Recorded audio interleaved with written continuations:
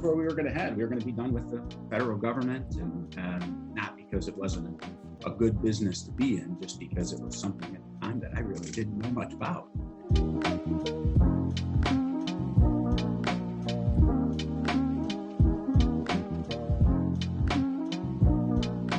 Welcome, ladies and gentlemen. My guest today is Peter Provenzano, who is the President and CEO of SupplyCore and MPOWR, and was also winner of Entrepreneur of the Year award finalist in the Midwest of 2019. Peter, how are you today? I'm well, Anthony. Good afternoon. How you doing? I'm doing awesome. Did I get that bio right? Is there something that I missed? Is there anything you wanted to add there? Oh, that's fine. Thank you. Thank you. Nice to be here. I'm excited to be here. We got to talk a little bit about Chicago sports a little bit. So, you've already got my heart connection here, but maybe you can tell our listeners a little bit about you, a little bit about your background, and then we'll dive into the interview. I was born and raised in Rockford, Illinois. Spent a little time in Cleveland. After college, came back to our family business. Then was called Pro Technical Products. Today is called SupplyCore. Married. We have 4 children, one in college, 2 in high school, and one about to head off to high school next year. So, well, congratulations on being a soon-to-be empty nester or full-on empty nester. Tell me a little bit about how has your journey as an entrepreneur been like? We'll go from there. It's been a incredibly satisfying journey, one where I've needed to learn how to compartmentalize successfully. I often think about my life like and my work like a wall of shelves with shoe boxes on them. And, you got to take one down, get into it, and put that shoe box back on the shelf while you go get to something else. It's a long haul. So you have to, develop the patience and the temperament for that long haul. And you have to develop planning processes and efforts that support that long haul. So those are the kinds of things that we've really tried to do at SupplyCore and in our related businesses. I came back really shortly after college to the family business. We were a small business of 12 people, a few $1 million in revenue, and I really was fortunate to have one primary charge from my parents, and that was figure out what we're going to do next. That was really the first part of the journey, trying to find a way for the organization to get on more stable ground. It was already through that initial over the first hump, if you will, of revenue and getting north of $1 million in revenue. That startup hurdle really was accomplished by my mom and dad. So it was just really getting it ready to scale and try to grow. So it was a great opportunity. So you spoke a little bit about compartmentalizing and putting stuff in boxes. What was it like going into your family business? And we have a lot of entrepreneurs here that work with family and, because that's most businesses are family businesses. What was it like having to lead the strategic charge in this business and then add on to the fact that you are both a son and brother and into all of that mix? What were some of the challenges that you had to face? And what were some of the practical lessons that you took away and could share? I think early on, I was full of ideas. My parents still had some regular daily work to do for the legacy business. And I think I was driving them nuts with all the ideas, frankly. So they actually got me a resource, the head of the MBA program at the time, a founder of the MBA program at Rockford University, Jeff Fahrenwald. And he kind of became my mentor and somebody that my sounding board. So I was pretty fortunate to have a resource like that. We started working on visioning together and identifying key performance indicators for our vision, revenue per associate thresholds that we wanted to get to, average transaction values, where are we going to take this business, And candidly, I was really interested. I knew with the rise of the internet and the World Wide Web, that we'd have this, real decentralized ability for empowerment, requisitioning, things like that, with the ability to still have a real centralized data repository to be able to analyze and report on. And our business at the time was a supplier of mechanical components to the aerospace and defense industry, primarily the military, primarily fasteners. My father was a mechanical engineer. And we had started doing some things for some commercial organizations, a division of Raytheon at the time that made rock crushers and pavers.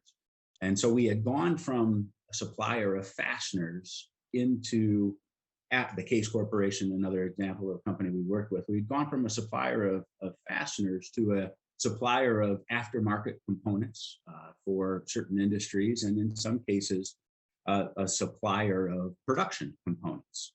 And we would continually try to go on and sell that service, that one-stop shop, that sole source for engineered requirements, components that went on something, either at production or in the aftermarket realm. And they would always say to us, well, you can quote this blueprint, but we're not going to give you all of these things. But if you want to, would you like to have our indirect?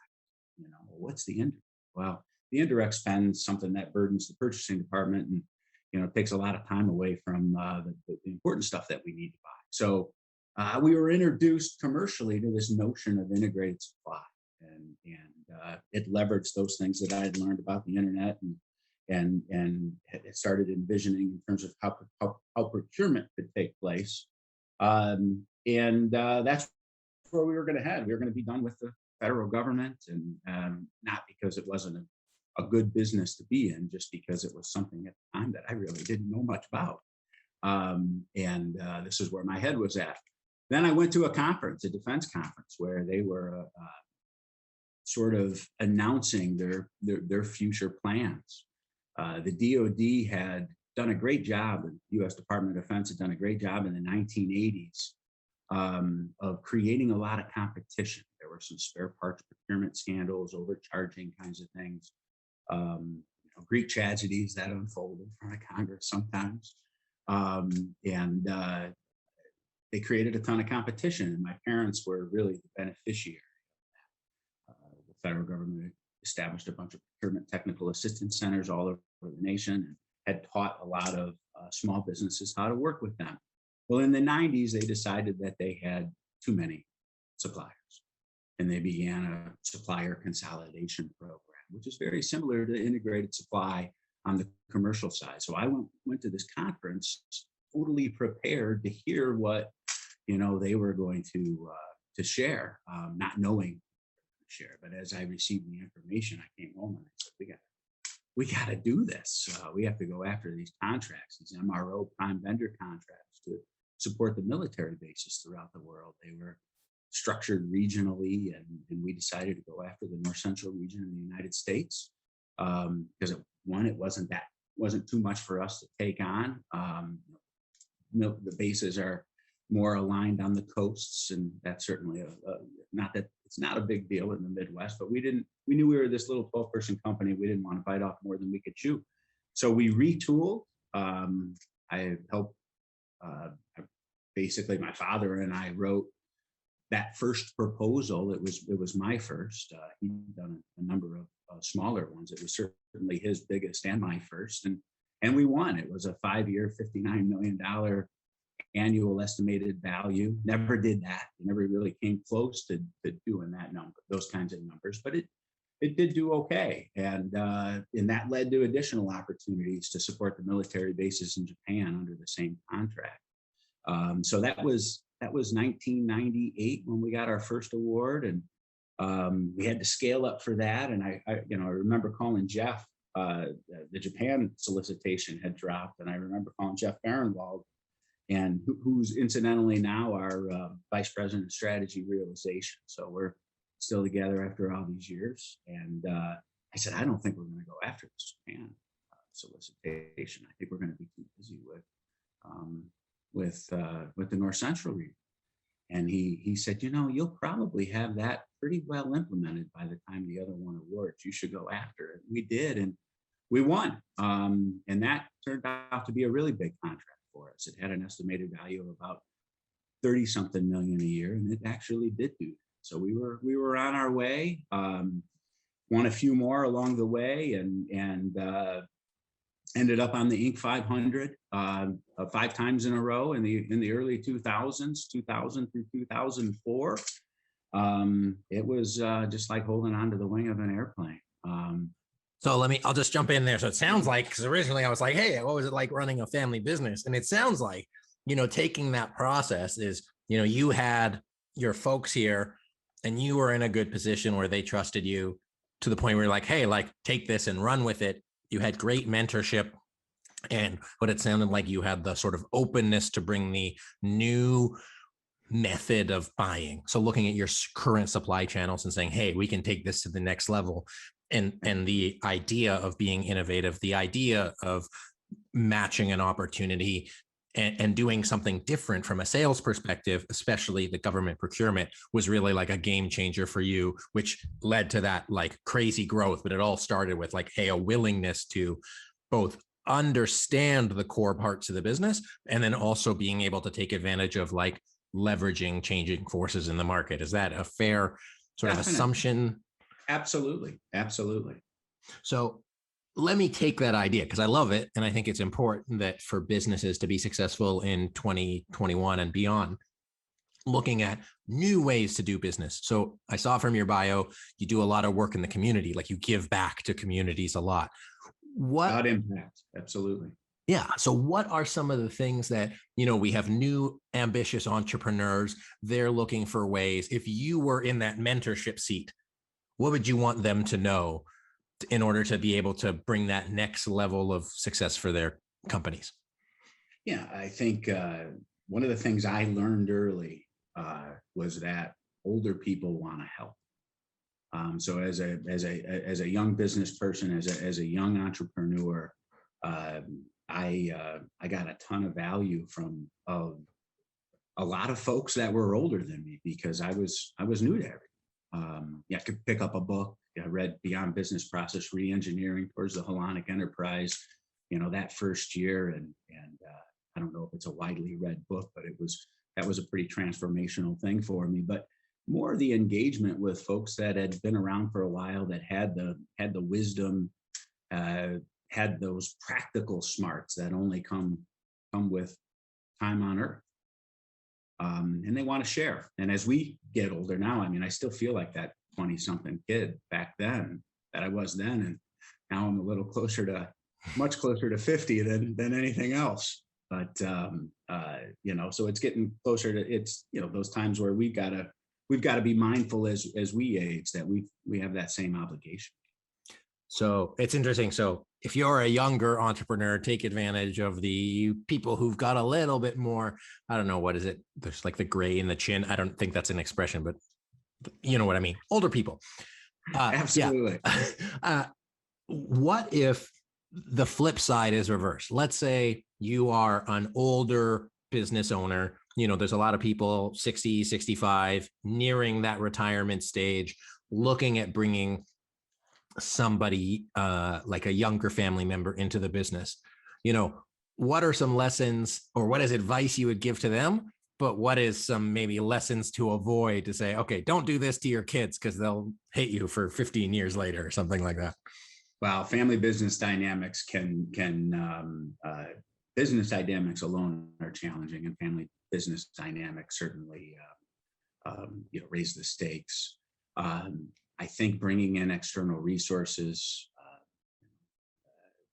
beacons, really such as yourself, on the consultative side, relative to strategy. There's family business folks out there with practices in terms of counseling around family businesses.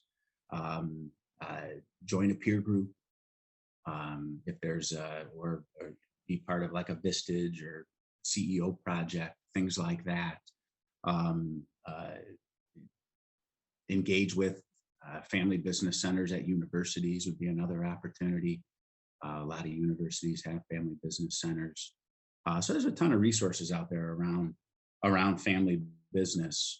But certainly it's, I think the key is to really understand the dynamics inside the organization, who's in charge, especially as the organization scales. Any key learnings that you went through that you're like, oh man, like here's a story I have of like when my, Well, in our experience is unique. I mean, every family business experience I think is unique. Ours was one where when I came back, I came into something that was established but small, and it grew extraordinarily rapid. I think that's a very different scenario than coming into a generational family business that's well established, and there's just a lot more structure. We were putting all sorts of structure in place everywhere, all at the same time, and it's tough. It was tough. Well, I could see that being a challenge because I know that like when I work with senior leaders and they have like the way they've been doing it for a while, and they've been around the block, they know what works. And then you have, some young punk, so to speak, whether that's a guy like me, whether that's their son or daughter, like saying, hey, here's like, hey, I'm hot off my MBA press. We should put these processes in, we should put an org chart, we should do all these things. And it's met with resistance. Did you find that was it met with resistance, and were you able to overcome it, or was everything like pretty widely accepted because, that's why you were there? Like, what was your, and I ask because it is different for everybody, but I think that there's some shared experience to glean from that. You have the dynamics of the business, and you have the dynamics of the family. And I really poured myself into the dynamics of the business. I remember when, Jeff and I came back with our first sort of multi-year revenue projections, and the family's like, there's no way we can do that. And then we did, or came close. You set a target, you might be shooting for the stars. It's okay to land on the moon. So I really kind of poured my time into navigating the business component of the ship because it was moving so fast. So I went from Jeff, really, he came on as our chief operating officer in kind of a different position than being an external mentor. And I joined a peer group.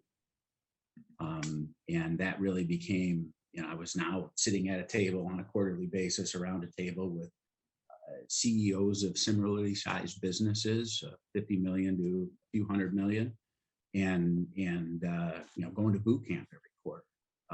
Had to go prepared. Started not only presenting our financial picture and our goal map or our decision blueprint, but I started seeing theirs. I started this really rapid learning effect when you're seeing multiple businesses in a similar format. So we were provided a few templates, goal maps and x-rays, and we would come either present on, everybody would do an x-ray every quarter. And it was a tremendously reflective thing, and a lot of work. And it was, there was different components to an x-ray. You would sort of have your Cliff's Notes section, your business highlights, these brief summaries, and then you would have your sort of key milestones, almost your balanced scorecard, if you will. Objectives kind of area. And then we would have the triangle balance sheet, which really came from the goal map. Our strategy was really organized in triangle format back then. That was the methodology we were using. We had business segments on one side, processes on another, and then sort of the environment on the bottom, internal and external. And then there was a section on you, sort of your quarterly focus areas. This is what you said you were going to do. This is what you did. Areas of constraint in the business. List a primary, a secondary, and a tertiary constraint. And then we would look at ourselves through the lens of roles. How did I spend my time that quarter? Was I, in terms of being a player, a coach, an architect, a strategist? We've since added learner, not in the peer group anymore, but, and then there was a section called other that was really for wellness. There was a big component of balance. So I'm this 20-something kid, in this position with this business. And right away, I'm learning about balance, which, I was pretty fortunate to be in that kind of a spot. I'd probably be in far worse health today if I hadn't gotten those kinds of messages early, because it's definitely a lot of stress. And then we'd go around the room with clarifying questions and feedback.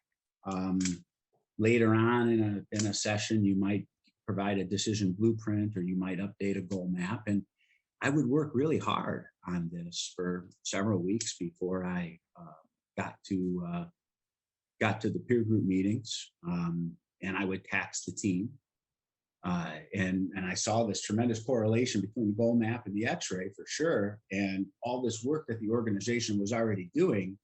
And I'm going around on a quarterly basis, sort of like folks do in transformation today, right? I mean, they have this quarterly event, and I'm like, why are we doing it this way? This is a lot of work for me, and why wouldn't I want to know this as the quarter unfolds and as it happens? So in the early 2000s, we started building our first web-based strategy execution software.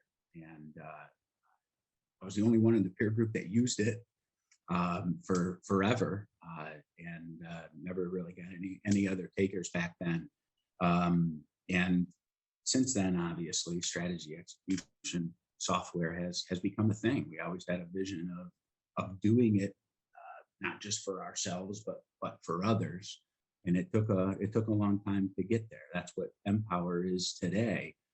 We now do provide our strategy execution tools to other organizations.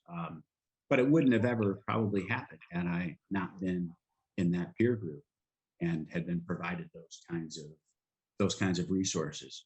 So having that, was almost like my external board at the time. It was very different than YPO. So I was also in Young Presidents Organization.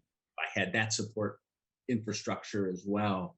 YPO can be business, family, or personal when you make presentations, but this was all strictly business. Well, I really like that. So it's just, again, there's so much good stuff there, but I found it very interesting that when you entered the organization, the company, you sort of stayed in your own lane. You really focused on the business, you focused on what you needed to focus on. And then you dug in, and it's really what I heard, that rapid learning, the reflecting. Then you used a couple interesting visuals. So one of them was the reflecting, looking back. The other was the X-ray, looking through. You use the goal map, which is guiding it. And then you had the blueprint. So all of these great visuals that you're looking to, but everything focuses on the business itself. And that you sort of got out of the family noise, and however your family is. I'm doing a renovation right now. My father-in-law is the general contractor. I wish I could just focus on the business stuff. It's just not working. But that's what you did.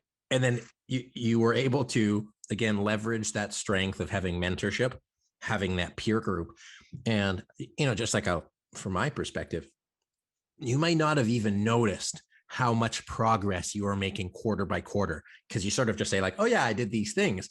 But these are huge leaps that you're taking every quarter, but you can't see it. And I imagine, and you can sort of confirm that or not, those quarterly leaps, I imagine they were transformational in their own way every time you did it. Yeah, and I think having a plan, monitoring the plan. We do something here called a long form vision.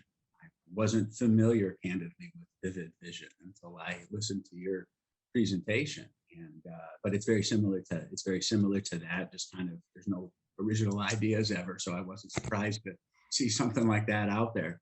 And where we really articulate, we go way past what that final paragraph's going to be.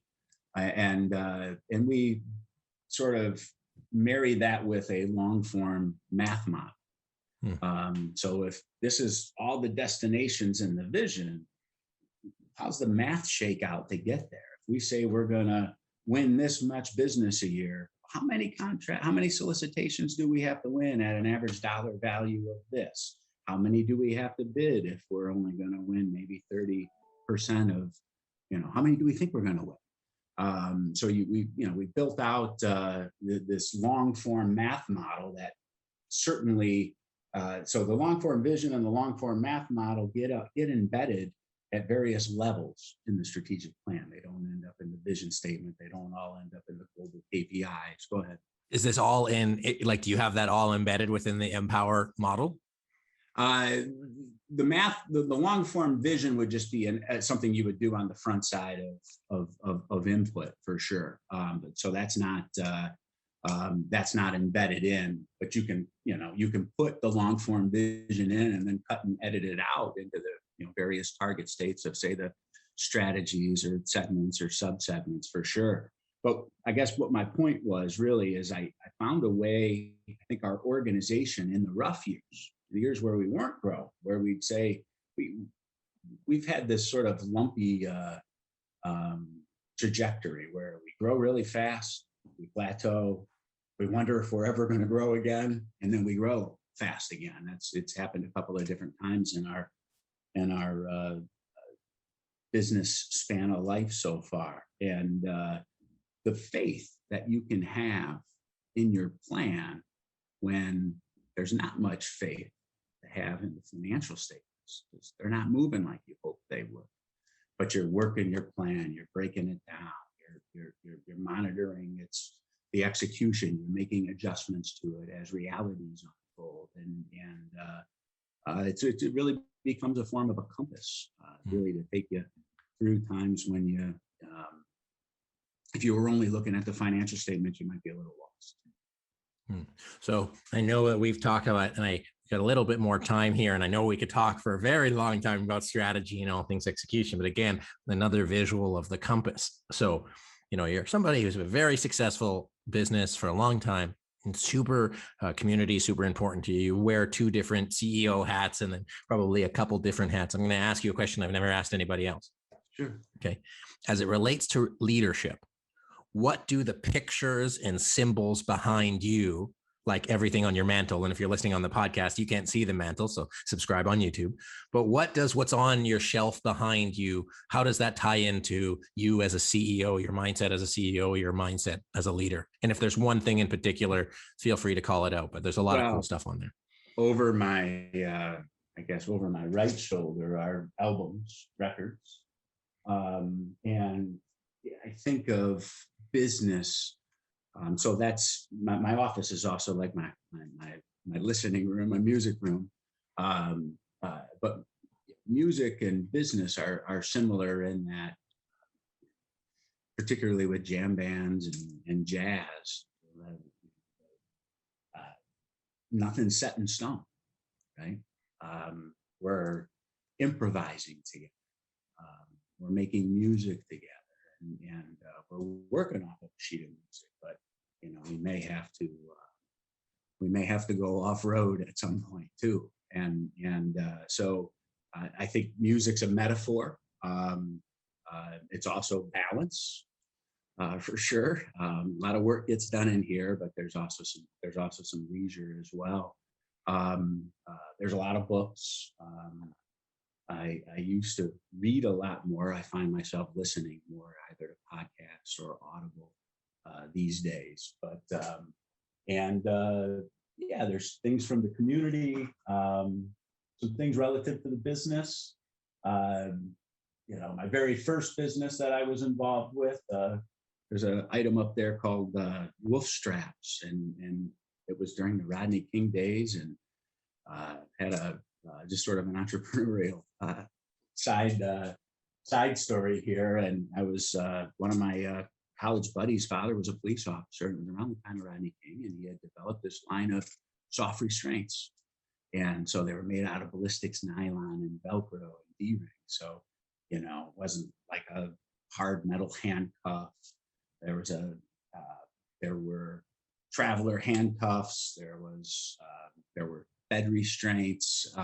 There were body cuffs for takedown kind of things. And it was all very humane and machine washable. And I brought these home. I brought them home to my father. We bought the master distributor rights for the country. And I skipped a trip to Europe for the summer and started going to correctional facilities and counties, and went to Cook County in Chicago, went and visited with police chiefs and ambulatory companies for the bed restraints, and started launching a business instead of taking a trip for the summer. So that's, it's pretty meaningful to me. I started to realize what I wanted to do, and the feelings that I wanted to get from what I wanted. It wasn't necessarily just the wolf straps. There's lots of different things in business that can excite you. But you start, I was able to learn at an relatively early age what a great lesson learned about business is that sometimes you need to improvise. Sometimes you need to, just follow your heart and do what's there. And then also like support people in the community around you as you grow. So I think there's a lot of lessons learned there. Really appreciate the time today, Peter. Can you tell people where they can learn more about SupplyCore, about MPOWR, and how they can get in touch with you moving forward? Our website, supplycore.com, SUPPLYCORE, and MPOWR.com, MPOWR, or MPOWR in Vision, which is our strategy executions. That's awesome. Thank you so much, Peter. It's been a blast chatting with you. I know we could talk more, but we'll definitely have you on again. Look forward to doing it again. Thanks so much, Anthony. Appreciate it. Thanks, Peter. My guest today has been Peter Provenzano, who is the President and CEO of SupplyCore and MPOWR. If you enjoyed today's podcast, be sure to like and subscribe and share. And thanks so much for joining us, and we'll see you next time.